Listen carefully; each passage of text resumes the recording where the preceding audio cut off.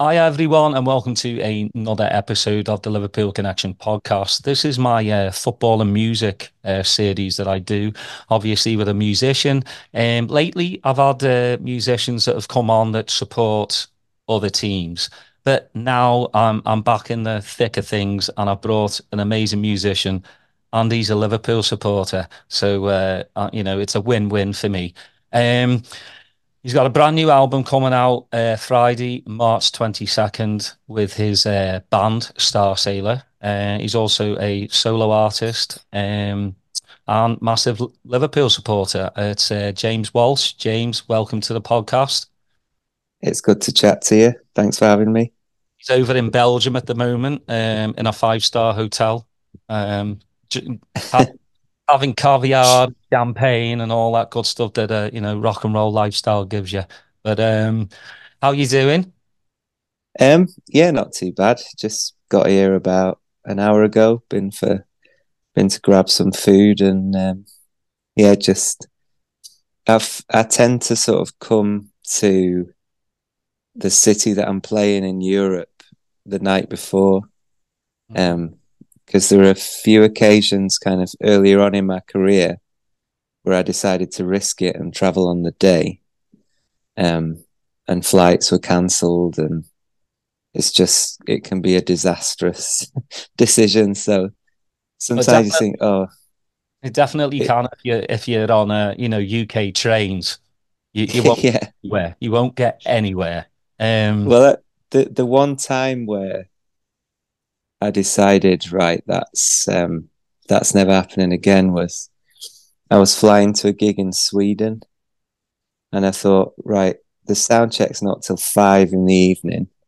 Surely, if I'm on a flight at 6 a.m., there's no way I'm not going to get there in time. And the flight just got later and later and later.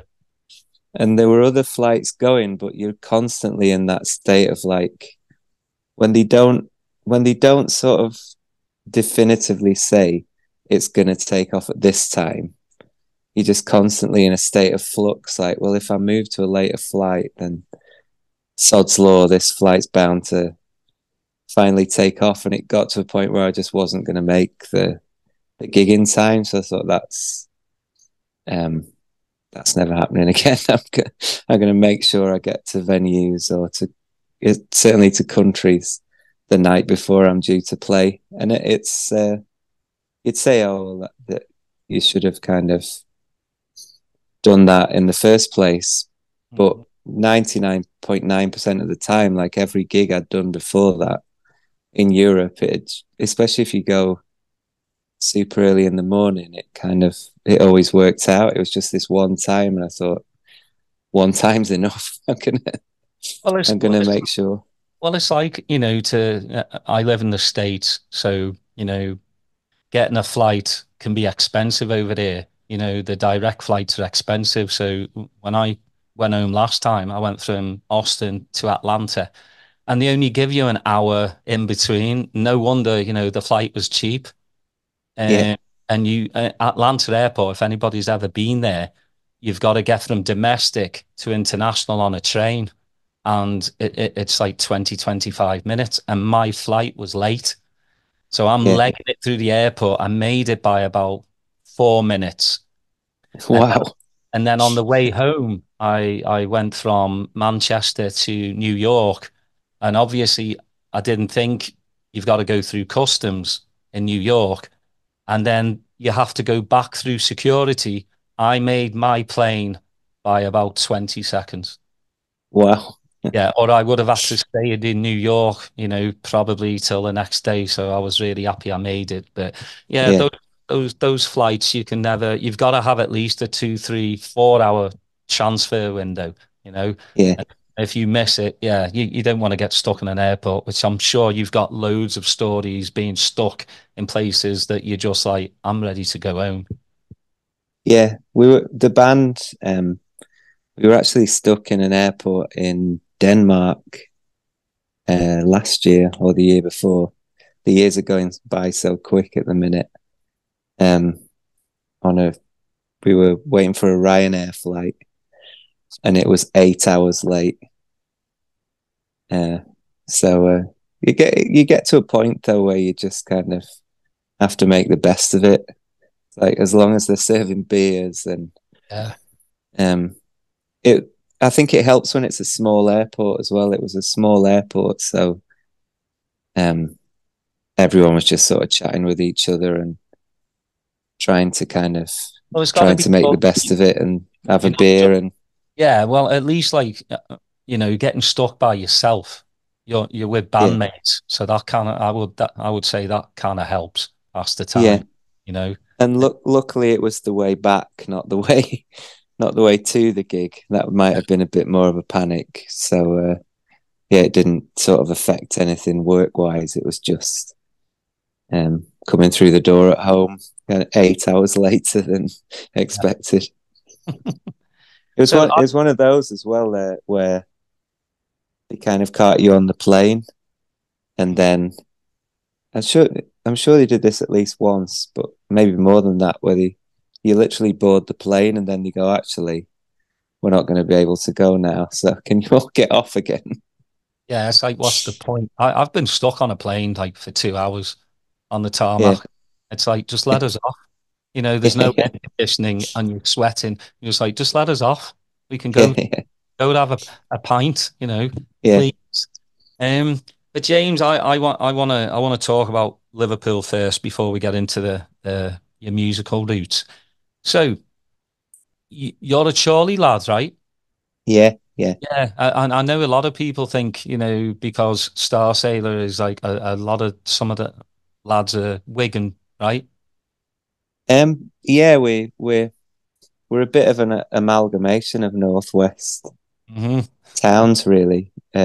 Two of the band are from Warrington, um, and the keyboard player's from Wigan, and we went to Wigan and Lee College. Hmm. So there's a strong Wigan connection. Although we actually met in Lee, we were at the Lee sort of campus, but um, and then Warrington, there's a strong connection because that's where we used to rehearse as well as two of the band Hmm. coming from there. And the Chorley connection, to be honest, is just me. I'm the I'm the sort of Hello. the torch bearer for the Chorley connection. So how did Um, Liverpool come into this then? Like, are your family Reds? Are they football supporters? um, my older brother was a big Liverpool fan when I was growing up.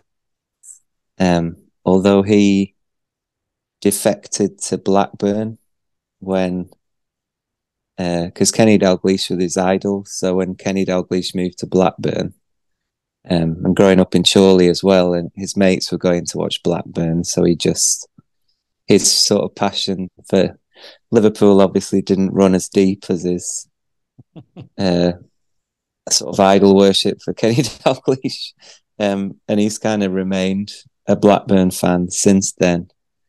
Um, Whereas I've stuck with Liverpool, and I guess on the playground as well, it's like you'd always get teased by the sort of Blackburn, Bolton, um, Preston fans as a glory hunter.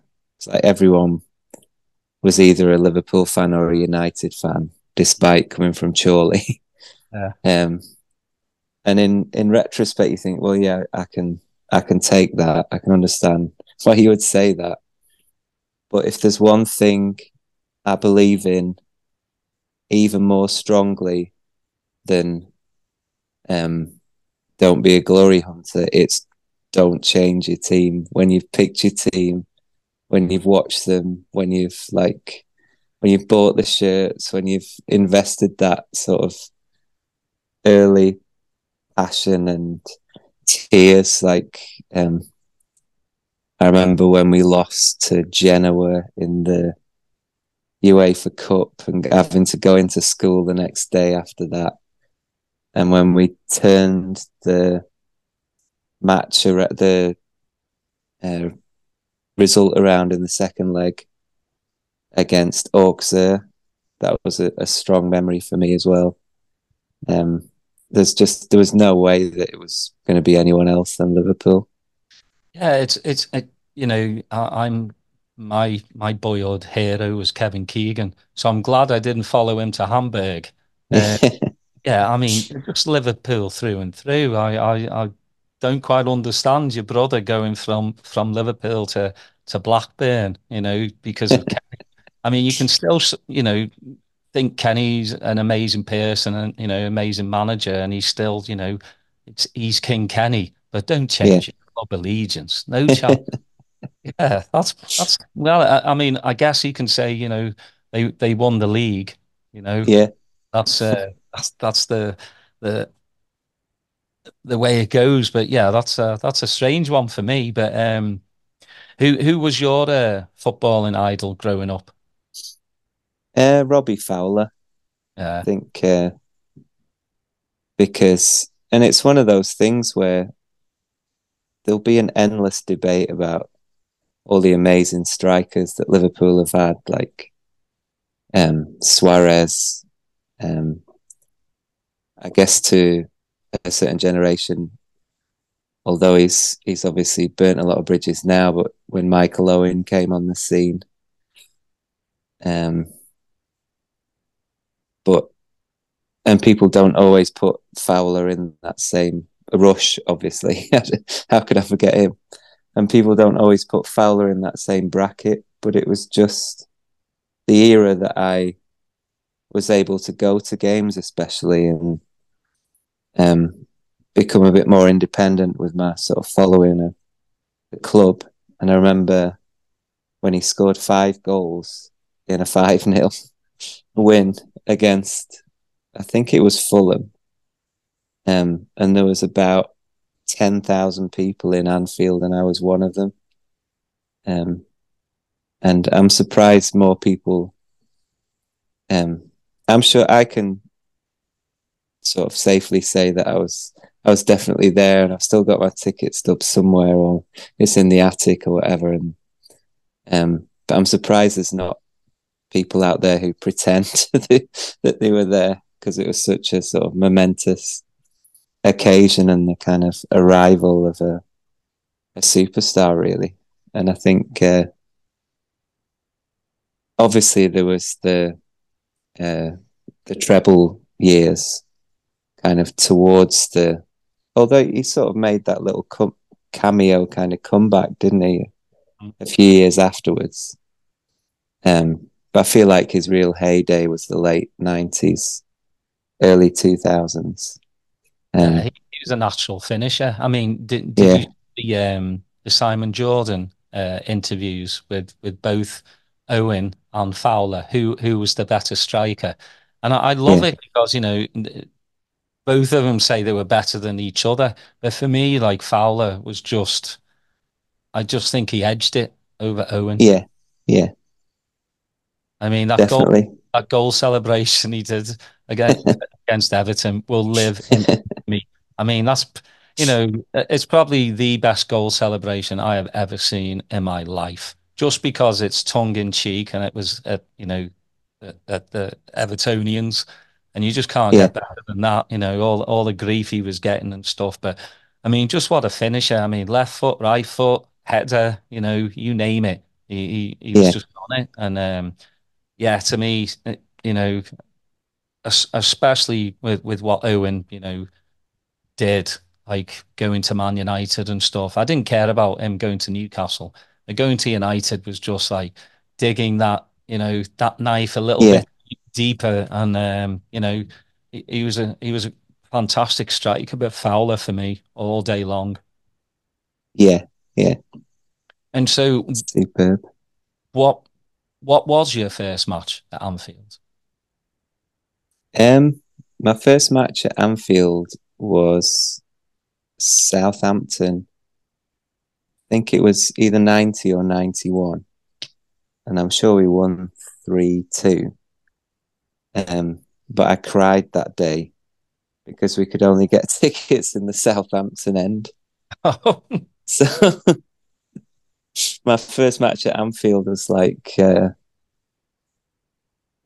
of 9, 10-year-old kid, really excited to go, and then it's like, don't cheer when we score. So I was devastated about that. And then in '92, I got tickets for Liverpool, Sheffield United, which to the sort of what's the word? The aged or the match going regulars of many a season will go down in history with absolutely no one apart from I went and they won, and that was the main. And getting, it's funny how like you get just as excited about opening this little envelope with these bits of paper in as you would getting a sort of bike um or a PlayStation or Sega Mega Drive or whatever it was back then. It's just going to Anfield, just a magical experience.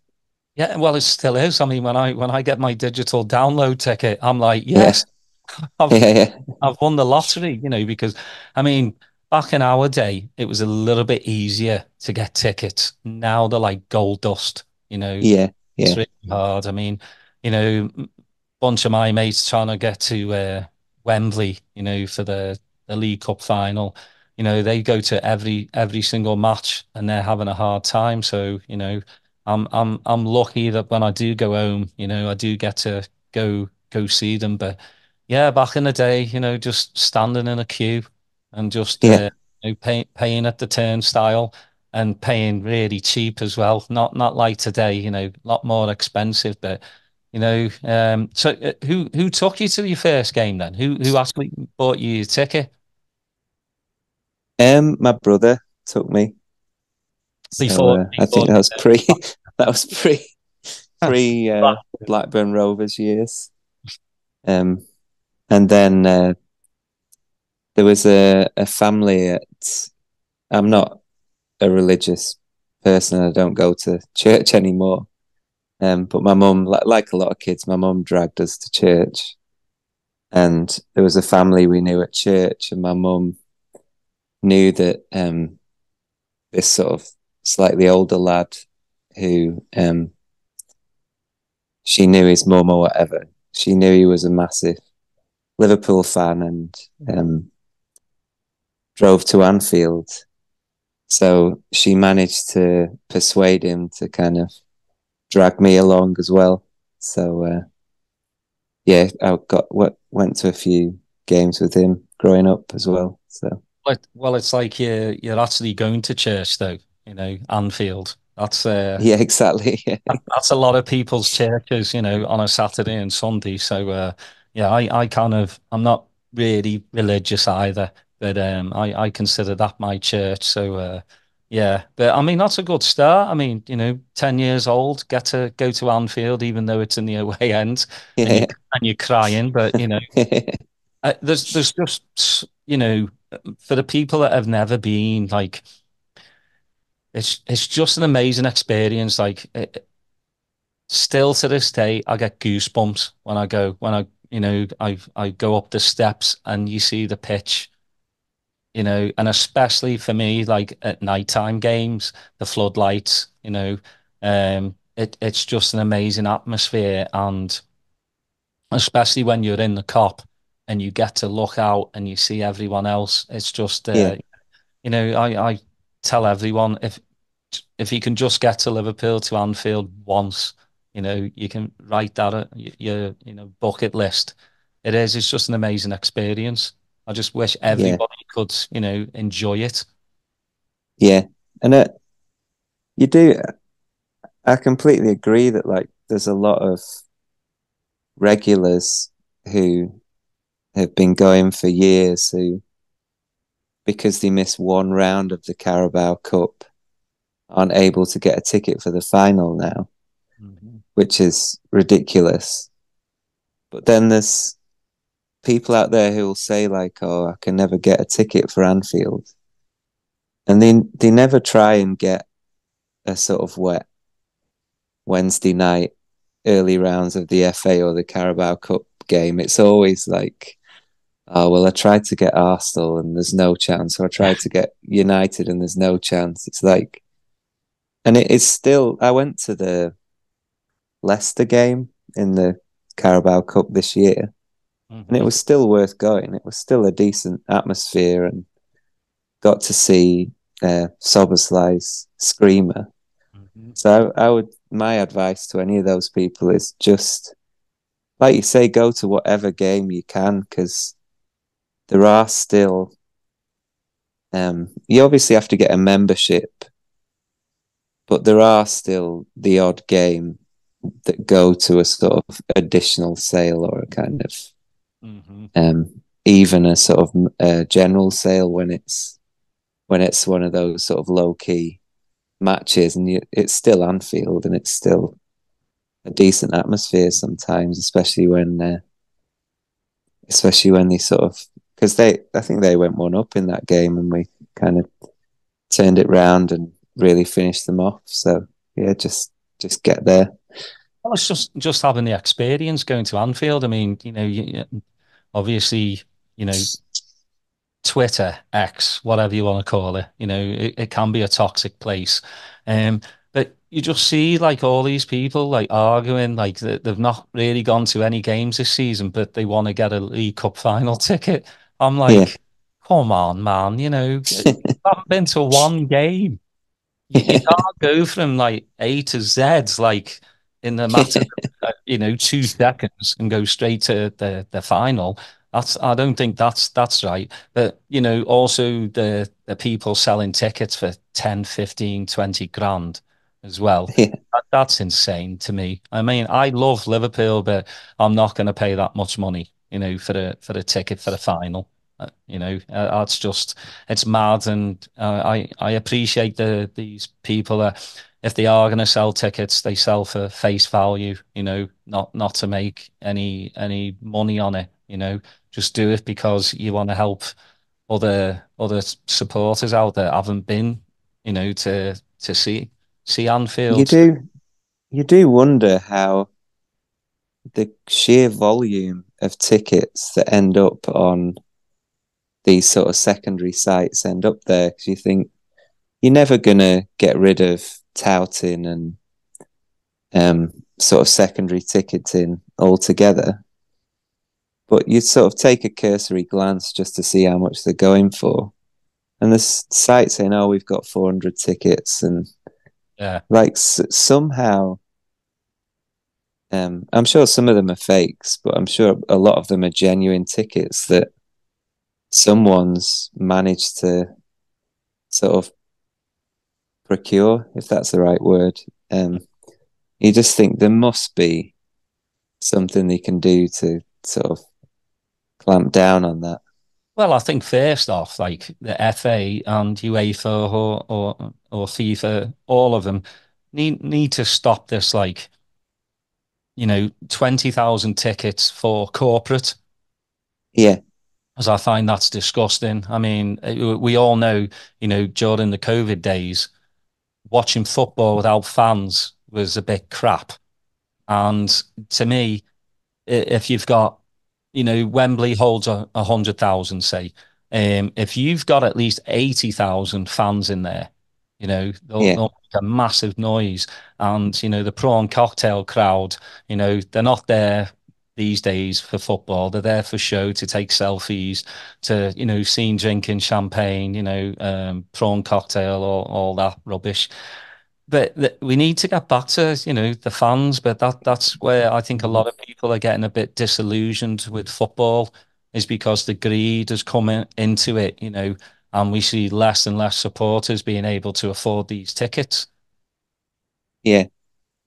I think you're right. I think um, you're more likely to get, like, fans are quite good at policing each other in a way where you'll get like, oh, Bob sold his ticket last week to this lad who was over from Ireland for 60 or 70 quid, the greedy bastard. It's like 40 quid face value or whatever.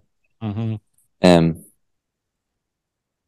whereas, which is like, I don't necessarily agree with that either, but it's not as big a problem as, like you say, these sort of faceless corporate um, entities who are getting hold of a number of tickets and then selling them for 500-600 quid, not 60 or 70. So I think, yeah, it's definitely a bit of a scourge on the game, really.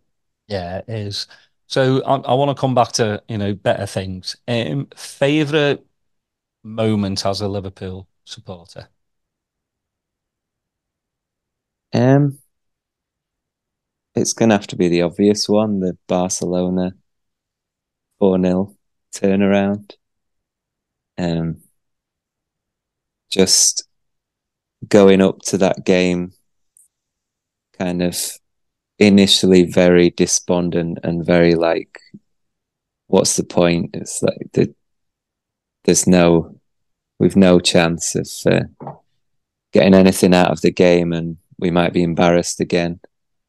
And then you could sense, like even before the game, the sort of mood slightly lifting to.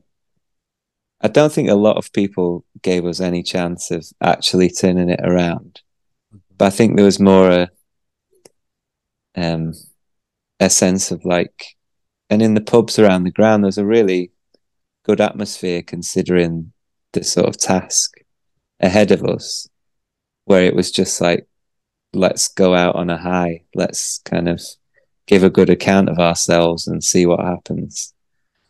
Um, and it just, that sort of optimism just rose and rose. And then, um, to be honest, when the uh, corner was taken quickly and the fourth goal went in, it took me a few seconds to celebrate because it was such a weird goal. I thought, what? I didn't notice a whistle. I didn't notice, and because the players didn't move, Hmm. it happened so quickly. The Barcelona players, especially, didn't move. I think the only two people that knew what was going on was Origi and Alexander Arnold. Just thought, almost like he's taken that too quickly. They're going to make him take it again, or there's been a someone's offside or something's happened, because they wouldn't just stop and stand still like that. And then um, you realise that no, it's a legitimate goal. There's nothing wrong with it. And Yeah. then it's just pandemonium. Then Yeah. Were you there, or were you watching it on the yeah, I telly? was there. I was Oh there. wow. Yeah. Nice. Yeah, So you could just sense I actually I watched it here in Austin at the pub, and I was due to fly out back home that day, like right after the match. I flew back. Um, but yeah, it's just. I mean, even in the first leg, I thought we played really, really well. And yeah, 3 yeah, was kind of a bit, a bit flattering for it them. was for them. But I just thought, like, all right, I didn't think we'd ever overturn it. I just was like, let's just win it at Anfield. Let's Yeah, see, you know. And then I think once that second one went in, it's kind of reminded me a bit of like Istanbul when yeah, the when our second one went in from Smeesa. I was like, we're doing this, we're doing it, yeah, and even just the way we set the tone. I mean, even Andy Robbo's come out and said, I can't believe I did what I did to Messi. mm, He shoved his head, but that yeah, set the tone. That was like, we're not going to take, I mean, even yeah, Suarez was like gobsmacked. yeah, He just kept doing his hands like that. Same with Coutinho as well. And I was just like, we're having this. You know, yeah, you just knew it. But then, Robbo went off, I think, injured. And then, of all people, Genie comes on and he does the deed. But yeah, I'm with you on that fourth goal. I was just like, there's no, this because yeah, you see the second ball get kicked out, and within 10 seconds that's when Trent takes the corner. And I yeah, think like the Barcelona players, yeah, obviously weren't set for it. And yeah, yeah, I thought like, what's going on? But everybody's celebrating. I was yeah, like, it was probably, yeah. I mean, to me, it's more than like when we won the league because, obviously we won the league during COVID, so nobody yeah, was able to really celebrate it. So watching that, but I mean, every now and again, I'll get on YouTube and I'll put the highlights on, and it's just amazing because that Barca team were just absolutely amazing. I mean, a yeah, team Messi, Suarez, Coutinho, Alba, just so good that we just had this never say die attitude, which I think we've always carried, yeah, throughout our history. So I mean, it's just so one of those. I mean, the Dortmund one. You can go back to the '70s, Saint Etienne.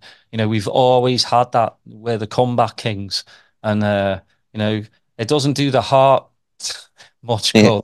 I mean, if you're a Liverpool supporter, you got to go through the ups and downs. The crying, yeah, the laughter, the smiling, the crying again. It's just that's who we are. And now, we're in the winding down the Klopp era, which yeah, is a really sad time because he's just an amazing. I've said it before on the pod. He's not just a manager; he's an amazing human being, and he not only gets this football club, he gets the people, he gets the city. Um, I'm sure we all want a Klopp hug. He's our like second dad. But out of the current squad, who would you like to sit down and have a bevy with? Oh, that's a good question.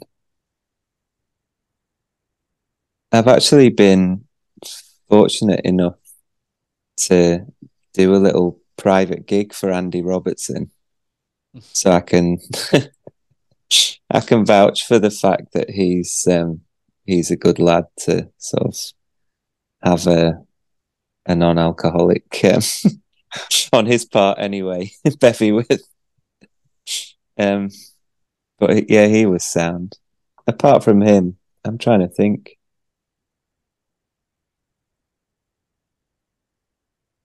I'm trying to think not just like who I admire as a player as well. Mhm.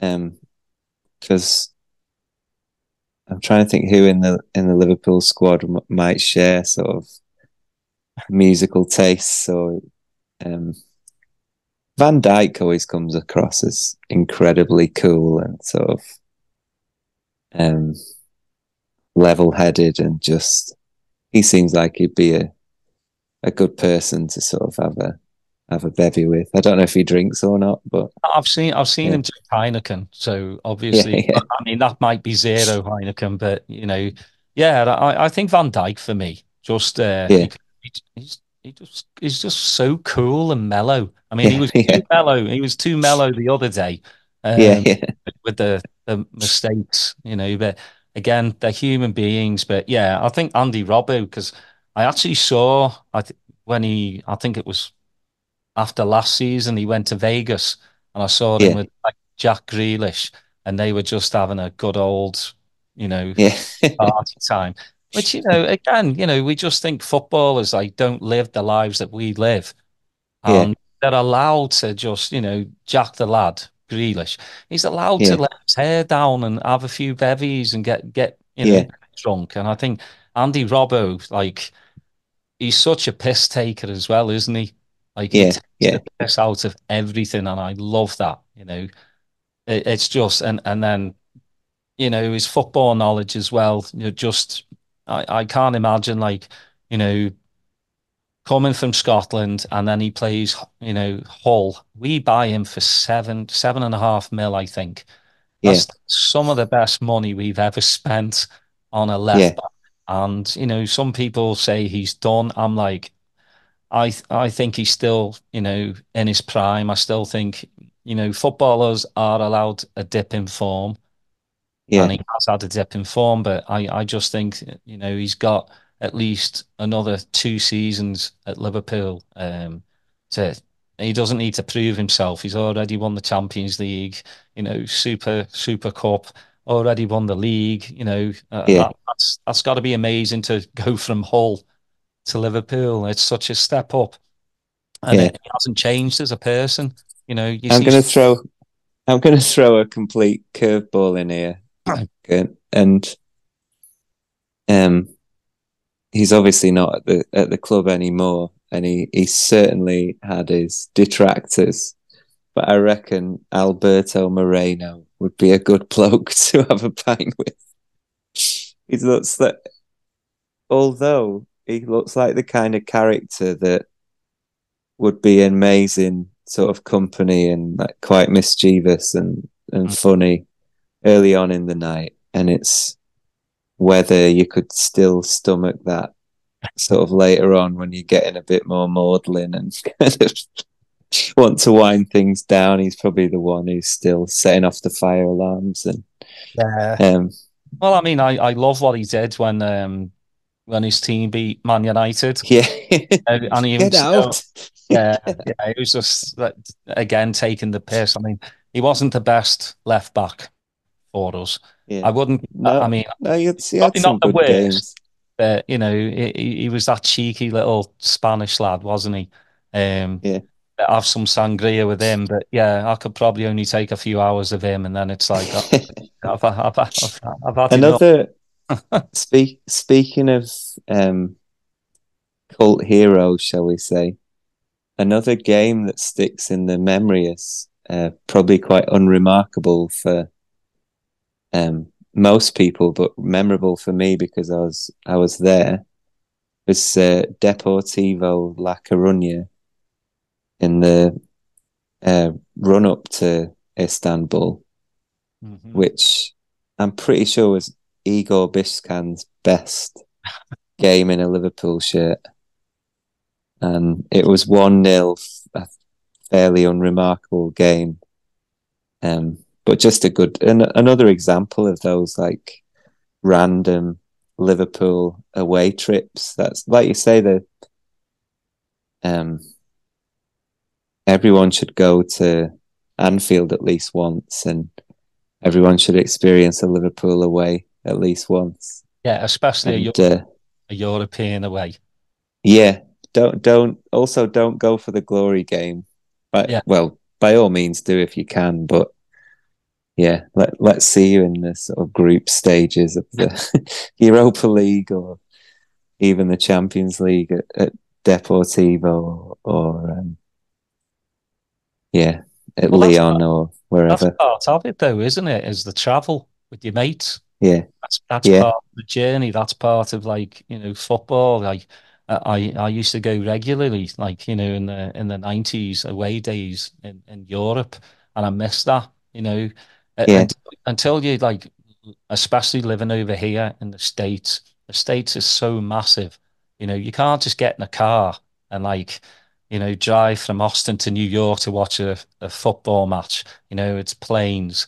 While back home, it's trains, it's mm. it's dinghies, it's whatever By you all means necessary. exactly. I love that video of them, going across the English Channel in the dinghy. I thought that was absolutely brilliant. I'm very brave. Yeah. So, James, I want to get to your musical roots now. So your mum and dad, your household. For me, I grew up with my mum liked Elvis, and my dad was a like rocker, Black Sabbath, Deep Purple. So, what were your musical roots? What was your household listening to? Oh, um, sorry, I was just checking my battery level then. It's all right though. Um, my dad had a pretty extensive uh vinyl collection. Um, so there was a lot of, although to be honest, he wouldn't really play a lot of those records when I was growing up. So yeah, I could see like Crosby, Stills and Nash, um, Neil Young, the Beatles, uh, I'm trying to think. The Rolling Stones, loads of soul and Motown on the shelves. But the stuff he'd play in the car was Phil Collins, Mike and the Mechanics. Um, what else? Barbara Dixon, Dire Straits, Bruce Springsteen.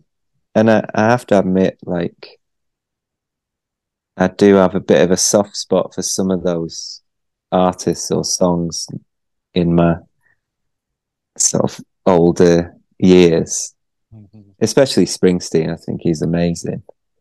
Um, but when you're growing up, you just think this is just naff Yeah. dad music. Like Dire Straits um, was just the sound of sort of dads. When you go on holiday, a caravan in holiday or something, it's like money for nothing and songs like that are just you back then you just think of it as just the most naff music that it's possible to make. And now again I sort of think um obviously Mark Knopfler's an unbelievable guitarist, and there's quite a few Dire Straits tunes that are obviously really great, well written songs. Mhm. Um but I think to sort of move on to when I started really getting into it again, my older brother was into the Stone Roses and the Charlatans, um, and I'd sort of enjoy kind of listening to that and hearing it emanating from his bedroom. And then Oasis and Blur, Pulp, the Britpop scene basically became that for me. That was my um, that was my sort of era.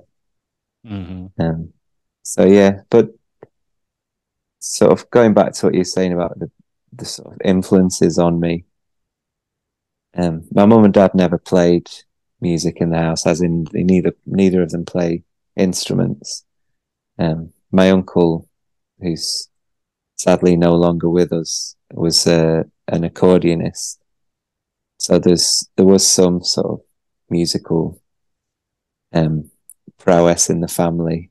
Um, sort of a few, however, much removed from the immediate family. Um, and yeah, I don't. It's quite a difficult question to answer because I feel like a lot of people can pinpoint exactly. Like I was listening to, um, I was dancing to Stevie Wonder when I was in nappies, and I just knew I wanted to pick up a guitar. Whereas for me, I think I used to sing in the choir and enjoy singing from a very early age. But the notion of like actually making a career of it and wanting to form a band and take it seriously didn't come until sort of later on in life. Um, I guess prior to Britpop, I was a big U2 fan. Um, I always forget which sounds weird to say, I always forget the sort of seminal influence that they had on me. Um, because they're such a massive band, and maybe at some points I thought, oh, it's not cool to say U2 got you into music, and then because uh, the Britpop thing happening was such a seismic event and very much kind of took over from that love of U2. I do forget kind of going down to Action Records in Preston and buying Zoo Roper and Zoo TV VHS video and stuff like that, and practicing my best Bono moves. Well, I mean, every kid, especially that I knew, you pick up a tennis racket and you play the guitar, you Yeah, just pretended, I don't know really many people that like already thought that's it. I'm going to be a rock and roll star. I mean, for me, I got my music from my sister. She was more, the Depeche Mode, New Order. Hmm. I kind of got into that, the little 45s, and then I'm the same. Stone Roses came along, and there was just something about them, that changed for me musically. They brought the psychedelic into it, but it was more, it's rock and roll, but it was more psychedelic. And then Yeah, obviously, Oasis were just full on, rock and roll. Say what you want about Liam and Noel, as people do, but they together they just worked. And yeah, he is, Liam is a rock star. He's a amazing frontman. So I think that changed the musical landscape, I think for a lot of people. I know you started piano pretty early, didn't you? yeah, yeah. That was just kind of uh yeah, just sort of learning the basics, and I didn't really take to piano in the same way that I took to guitar. I think once I um once I kind of picked up a guitar, I sort of almost didn't put it down. I've not put it down for sort of 20 odd years, or even longer than that now, for 30 odd years.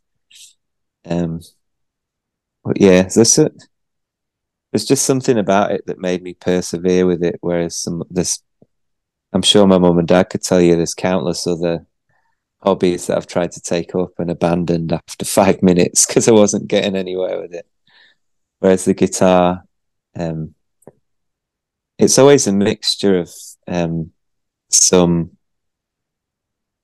like, without wanting to sound egotistical, there's some, I guess everyone has things that they're naturally um, kind of get the hang of, really. Not, yeah, like I say, not sort of getting too big headed and like, oh, I picked it up and suddenly I was Hendrix.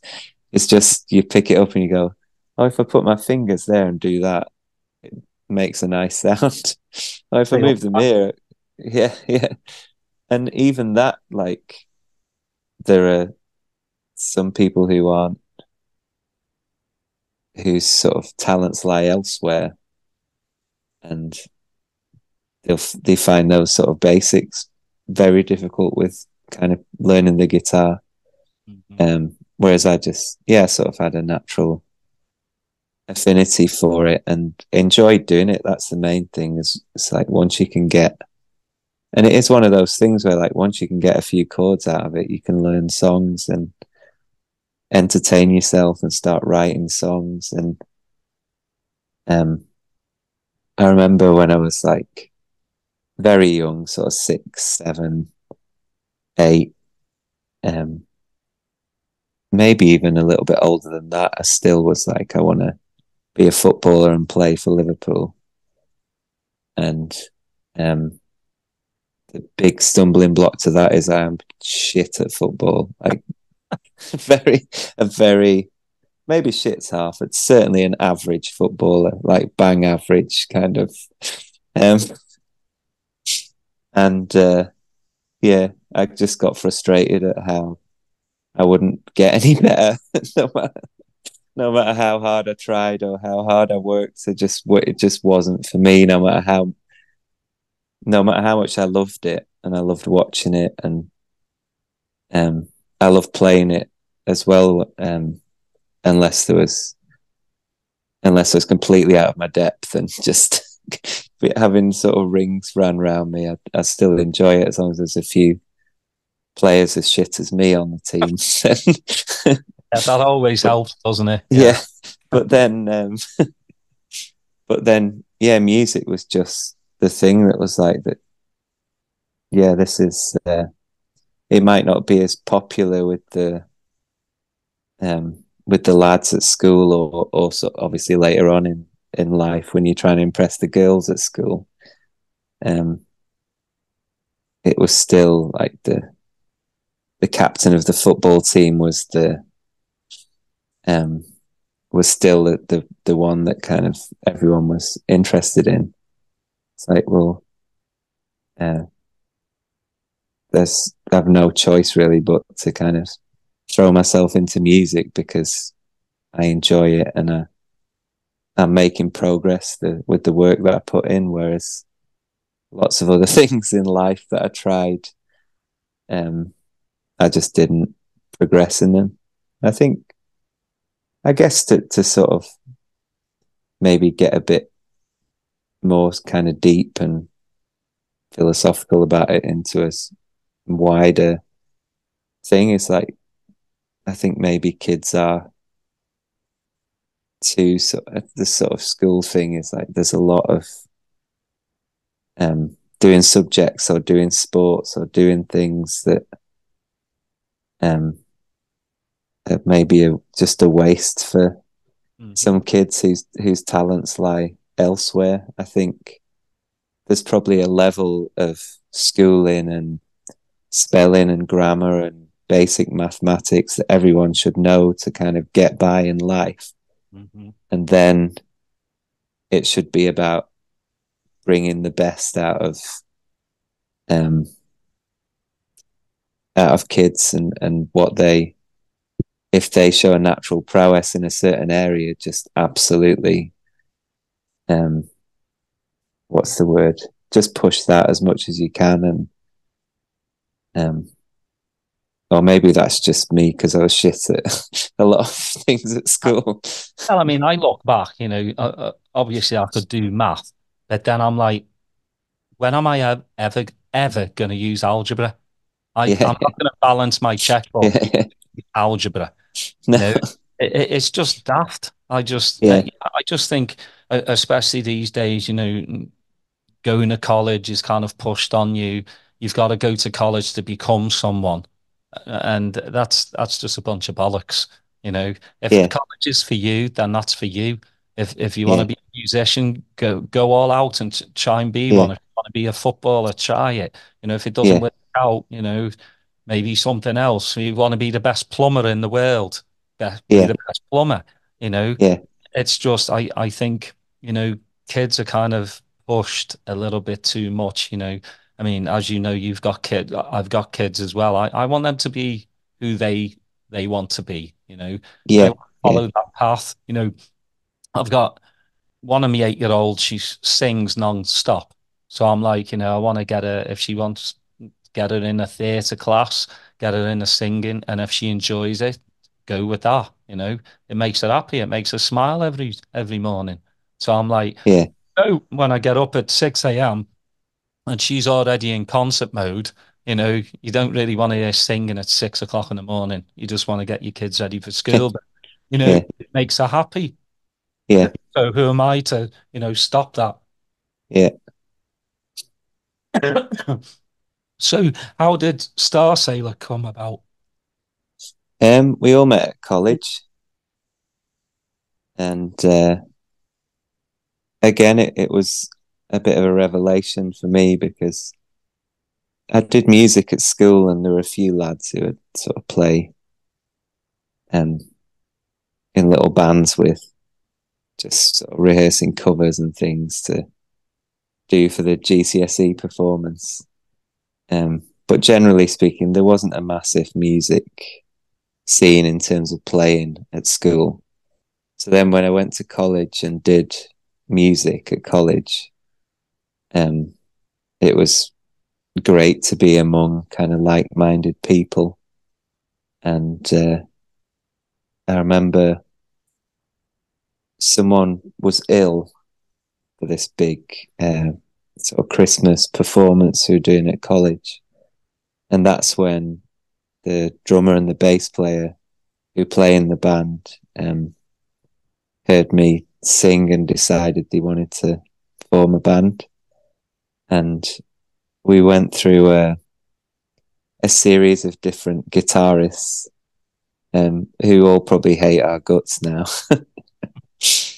um, because we never sort of experienced any kind of level of success until we brought in without wanting to sort of massage his ego too much, when we brought in Barry on the keyboards, um, it that's what cemented the sound really, and started getting people interested in the band, because it suddenly went from a very traditional sort of amp turned up to 11, um, effects pedals and everything, Britpop-esque sound, to something a bit more kind of harking back to Neil Young and Joni Mitchell, with a more acoustic and piano driven sound, which I guess it kind of brought the songs to life in a way, because they weren't buried under all our kind of posturing and sort of trying hard to capture people's attention with the performance. Like, no, if the songs are good enough, then they can be sort of effortless, and that's where it sort of snowballed from. Yeah, I mean, going into, your debut album, Love Is Here, which still to this day, I mean, 2001 it came out, I bought the album back then. It was brilliant. My favorite is Lullaby. I just think the lyrics are just great. Um, but how was it, your debut album, knowing what you know now, going back then? Oh, little froggy in my throat. Having this debut album and the Hmm. world is your oyster, so to speak. How was it to actually, have that album out at the time? Unbelievable. Yeah, it was just a bit of a whirlwind as well. Like, I feel like we almost weren't as nervous about releasing an album then as we have been subsequently, because it was all just a dream. We were like, what is this really happening, kind of thing. Whereas now you're kind of more, I guess you just get a bit older and you're aware of the whole process and all the different characters involved. We were just like, um, and Steve Osborne, who produced the album, obviously, because we'd never been in a big studio before or made an album before, he was kind of more of a school teacher type character, where he really, he didn't mess with the songs, but the album sounds the way it does, in a lot of ways, because of him kind of taking us under his wing, and helping to sort of shape the sound of the band really, and capture the what had kind of got us the sort of record deal and got us in the studio in the first place, the sort of live sound, trying to capture that on record. But yeah, it was an unforgettable time really, doing stuff like Top of the Pops. You just Yeah, it's talking of Phil Collins and Dire yeah, Straits, Top of the Pops. Wow, it's you've made it. unbelievably it's unbelievably exciting, and yes, like stuff like going to America. Remember going to America, and the record label got us a limousine from the airport and stuff like that, where you just, in retrospect, you realize that you're paying for it all, but, or it's going against your sort of um, recording advance or whatever. But at the time, you just think this is insane and exciting, and yeah, just crazy, crazy sort of time. Yeah, it's crazy to think because I've talked to quite a few musicians on the podcast and off of it. Is, everybody thinks like you live this certain lifestyle, and that you're all millionaires, but that it's not true because you have to pay, like you said, you get an advance, and you have to pay for the, travel, you have to pay for hotels, you have to pay Yeah, for, everybody that's in the band and whoever comes with it and stuff. And, it's not all this glitz and glamour, that we all think when we see all these stars on the telly and stuff, they're untouchable, and it's just, it's a cutthroat business. yeah, absolutely. I think I dread to think how much money we owe the the uh, the thing is we sort of get when you're a kind of heritage act, for want of a better word, when you're not signed to a label. It's Warner's now, so I dread to think how much we still owe Warner's, because um, they throw all this money at you, and don't get me wrong, like uh, we got enough money to, especially as young people, you get enough money to have a fairly decent life.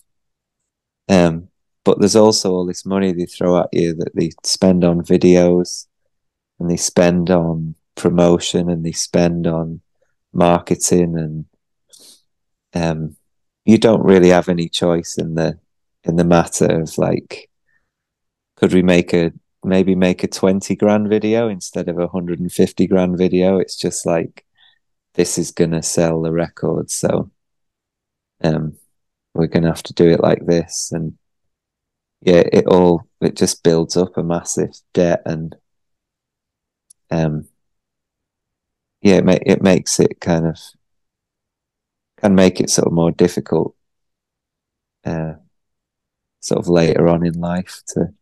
But the one area that um has been a bit more steady and a bit more easy to navigate is the publishing world. Like, um and I'm fortunate that I've written with other artists as well, and um the songs have always managed to be played.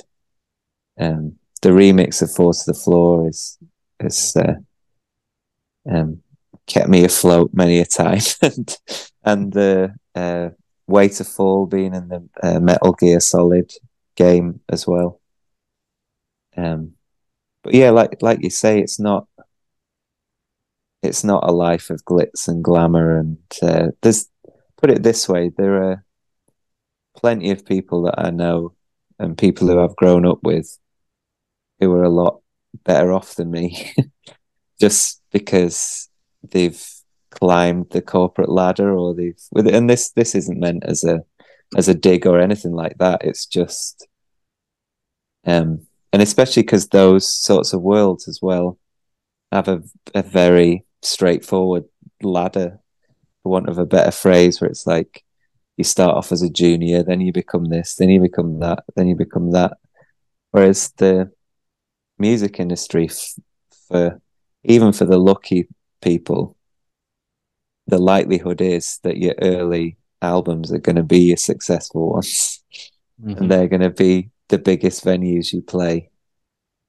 And you have to sort of come to terms with um, things not having that uh, upward trajectory that a lot of careers have. Um, but then, like I say, you have to sort of forget about that, and think how fortunate you are to still be doing it on any level. To be sat in a hotel room in Antwerp at kind of 43 um, Well, you keep is, integrity as well. You know, yeah, you see these pop stars that they're told what to wear, how to yeah, sing, how to kind of act, behave. That's not music for me. Music is Yeah, just, you know, whether you in front of a piano singing your heart out, you've got a guitar around you, you're yeah, true to yourself.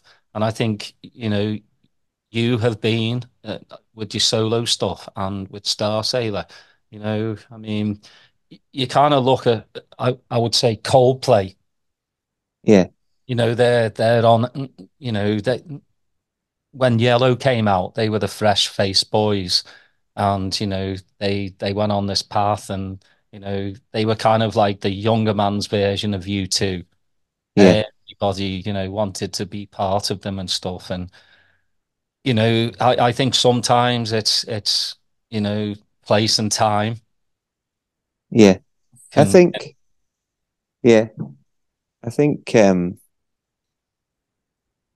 one, I said this in an interview the other day where like social media is responsible for a lot of the evils of the world, and it's definitely got its downsides. But I think one good aspect of social media is that instant feedback, um, especially obviously when it's positive feedback. But back in the day, you'd release an album, and if it didn't perform how the label expected, if it didn't get the reviews that you'd hoped for, if you pick up The Enemy and it's like 2 stars, what's this tripe or whatever. We never got a review like that, but just a sort of hypothetical example, you'd just be on a downer because Mhm. that you had no other way of, apart from obviously between the four of you, like we've done our best, we've made a record that we're proud of. Beyond that, there's no other sort of metric to say, well, this has worked, this has been worthwhile. Um, like I say, doing it and being proud of it is makes it worthwhile in a way, but beyond that, but with social media, without wanting to sound cheesy, it does mean something when an individual says, I just put the album on and wow, Mhm. it's amazing. Uh, track 6 made me cry. And it genuinely means something to bands to hear that. And it was something that wasn't necessarily, unless people wrote to you or wrote on a message board, you wouldn't get that kind of Mhm. validation, I guess. And But that sort of, especially for my solo career as well, because it is that much smaller and that much more reliant on people seeing a message on Twitter or on Instagram say that I've got a gig and then turning up. It's made a big difference. Mhm. But also, you've got the bad side as well, because a review could ruin you. I know, with restaurants, a review could just absolutely shatter your dreams, and Yeah, people feed off of that. It's like, okay, have you listened to the new Star Sailor album? No, but I heard it's shite. yeah, yeah, It's stuff like that. It's like, yeah, yeah, how can you say it's shite if you've never heard it? Like that, yeah, do, that doesn't make sense to me. Make your own mind up. Don't take somebody that's on Twitter, Instagram saying, this is, yeah, even if they say it's good, you know, yeah, take a lesson for yourself. yeah, yeah, yeah. I've never understood that. Um, so the album drops in March. Tour coming up. Yeah, we're doing a tour in April, so we'll be at the Brudenell in Leeds, Queen's Hall in Edinburgh, um, Fire Station, I think it's called, in Sunderland. Where else? We're doing Belgium and Holland again, Amsterdam and Brussels, Bristol. Um, I'm sure I've forgotten some, but yeah, Are you coming pretty out to low the key. States? Um, I don't think so. I think yeah, we've not been to America for ages because of the it's so expensive to tour in America now, and so difficult to sort of secure all the necessary visas and things. But I think the tour's fairly low key because we obviously did a lot of touring for Silence is Easy last year, which was the sort of 20th anniversary. Um, and we want to really showcase the new album. Um, so I think that kind of works better uh, in a sort of smaller venue with a more kind of hardcore crowd. Um, Are you gonna try and just play the whole of the new album, or you're gonna like take snippets from all your other um, yeah, I think we're more likely to do a set which is a good mix of all the records. It's funny because, like, as a musician, you get increasingly frustrated with people not latching on to your kind of newer stuff as much as you'd like them. But then I think how I am as a music fan, I think, well, I'm a bit of a hypocrite in a way because, like, when I go and watch the Charlatans, who are one of my favorite bands, um, and I love their new stuff. I've got nothing against it, and I wouldn't go to the bar if they said, "Oh, this is from our new album." But it's never gonna make my sort of heart leap, Mhm. um, like when they play "Just Looking" or "North Country Boy." Um, so I think to kind of be that band for people and for them to still turn up at the gigs is enough. In it should be enough in a way, even if they don't necessarily think that your latest album is the best thing you've ever done. I think you've just got to um, try and do that from a personal point of view and from a like I say, between the four of you, you've got to think, let's make this the best album we can possibly do.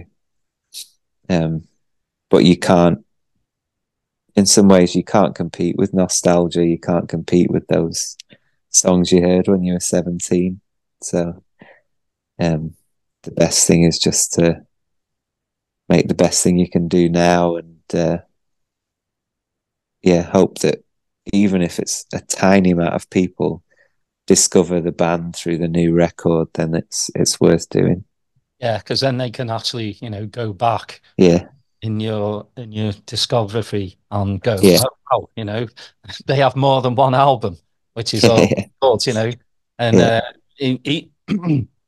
I think even with the because I DJ like house music, so when Four on the Floor the remix came out, I think that also helped because more people were like, "Who is Starsailor?" And then they go, "I'm gonna check that album out." yeah. So I think that really helped. Before we leave, I always ask. Well, I've got two questions for you, but the first one No is, worries. yeah, festival lineup for a Friday, Saturday, Sunday, and they can be alive or dead. Oh wow. Um, Friday. Oh, great question. Big Star. Uh,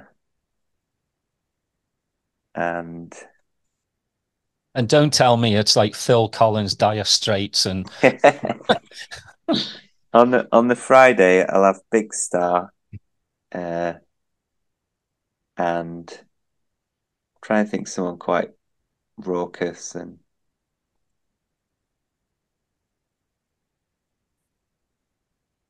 uh,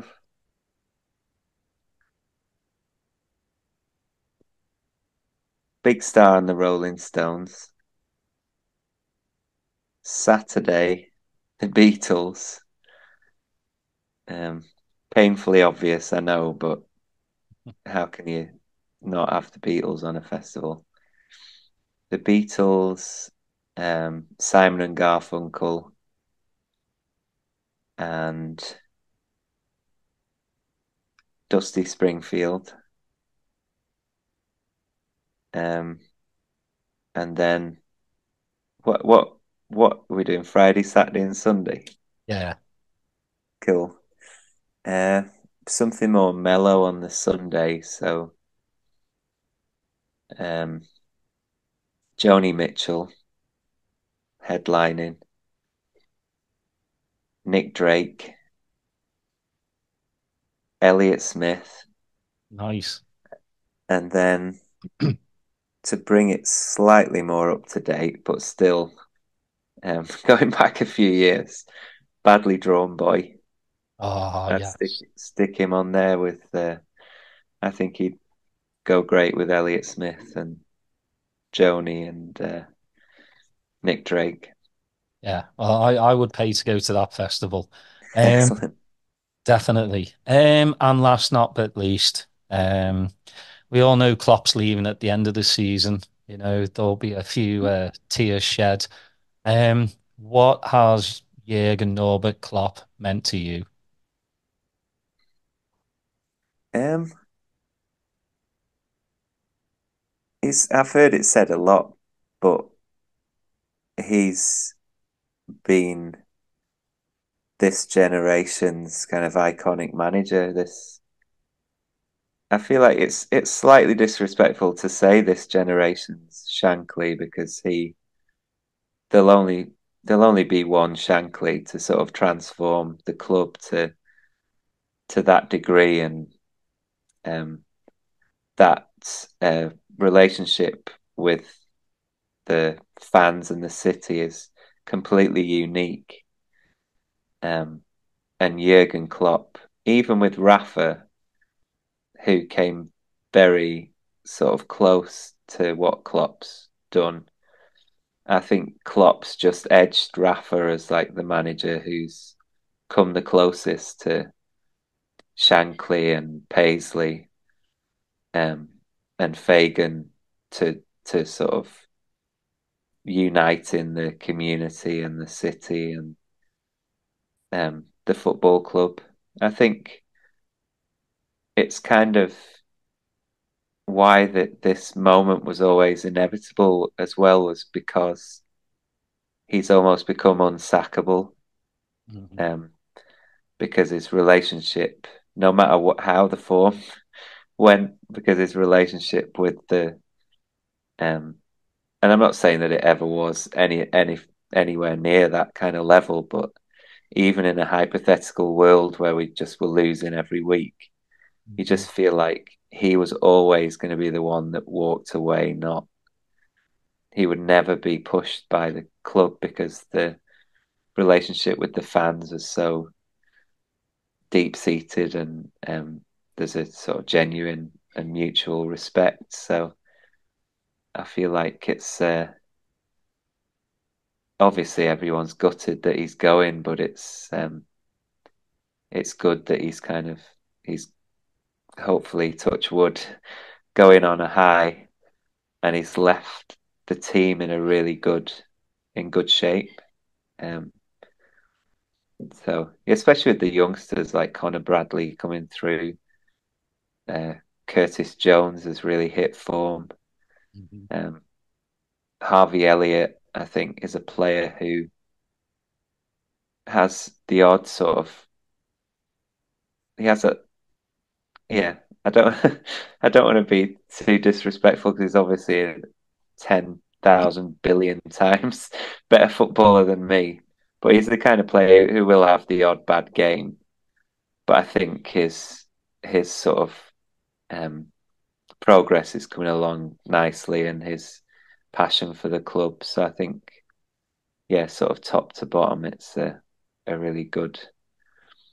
Um, there's never a good time to leave, but I'd rather he left with the club in this state and um, with this sort of new look Liverpool Mhm. side starting to purr than if he'd kind of yeah, if he'd walked out when before we'd got Soberslay in and um, before we'd signed Nunes, and kind of when Firmino had gone, and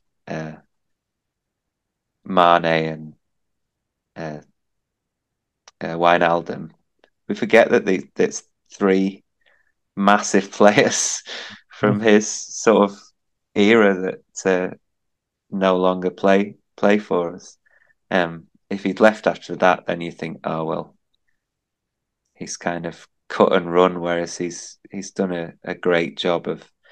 It's maybe one of these things that has been in his mind for quite a long time, sort of longer than he's let on, that he's thought this um his his love for the club and his love for the city is constantly wrestling with this just sheer exhaustion that he speaks of, and just need to have some family time. And I guess ironically, in a way, it is that having that massive emotional attachment. I guess we saw the same with Kenny in a way, where it's like that can make it even more draining, and more draining's the wrong word because it's a positive relationship, but a more exhausting and a more sort of heavy thing to carry when you so it's more than a job, like you say. It's and so you don't just want to phone it in. You're constantly passionate about it, and when I guess when the personal life um and the sort of relationship with your loved ones starts to suffer a little bit, or you don't spend as much time with them as you'd like to, then it means that sort of gut wrenching decision needs to be taken. Yeah, I just hope we go out, winning it all. Because that would just be a fairy tale. But it is what it is. Yeah, He's just transformed this football team, and at least for the next manager, it's an amazing, he's built the bridge already. We just need to add on to it, and we'll yeah, see next season who we have. But really appreciate you coming on. no Please, everyone, problem. go check out James's album comes out in March. But also check out all his other albums, his solo work, and all of Starsailor's back catalogue. You don't have to believe me, but every album I've got, I think it's brilliant. I do, and this is not just because I'm right in front of you. If it was crap, I would tell you it was crap. I'm pretty open. But I've always loved Starsailor. So please go check them out. And Cool. until next Thank time, you. please like and subscribe and all that good stuff, and we'll see you next time.